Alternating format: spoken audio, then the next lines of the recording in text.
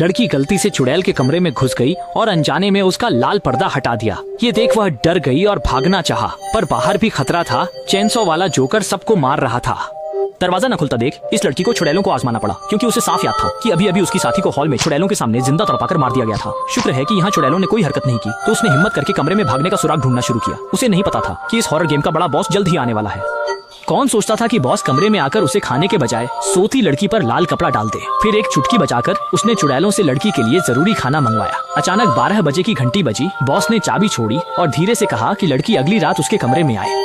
लड़की के बाहर के साथी डर गए। पूरी रात भयानक सपने में रहे। जागी लड़की को सामने ढेर सारा खाना और अगली रात छिपने के लिए कमरे की चाबी मिली। वह तुरंत बहुत खुश हुई और जी भरकर खाने लगी। सुबह की घंटी बजने पर ही बाहर के साथी हॉल में खाना लेने की हिम्मत कर पाए।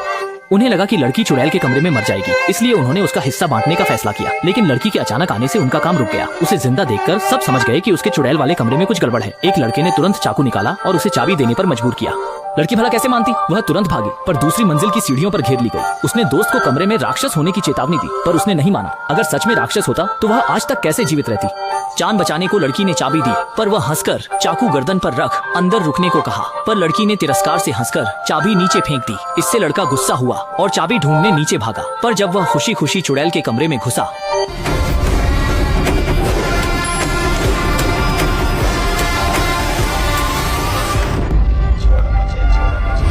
इधर लड़की ने दूसरी चाबी निकाली, पर यह बड़े बॉस का कमरा निकला। तभी पूर्व प्रेमी और उसकी प्रेमिका आ गए। चाबी मांगी। लड़की ने समझाया यह बॉस का कमरा है, अंदर गए तो मरेंगे, पर पूर्व प्रेमी ने एक लात मार दी।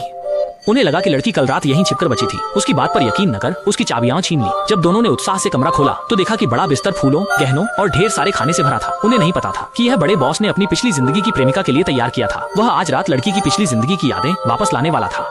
लेकिन इन दोनों ने लड़की को बांधकर कोने में फेंक दिया। फिर बॉस के अपनी प्रेमिका के लिए तैयार डिनर पर टूट पड़े और उसका शादी का बिस्तर भी अस्त व्यस्त कर दिया। उस धोखेबाज लड़की ने तो बॉस के प्रेमिका के लिए रखे गहने भी उठा लिए। उन्हें नहीं पता था कि बॉस बस आने ही वाला है।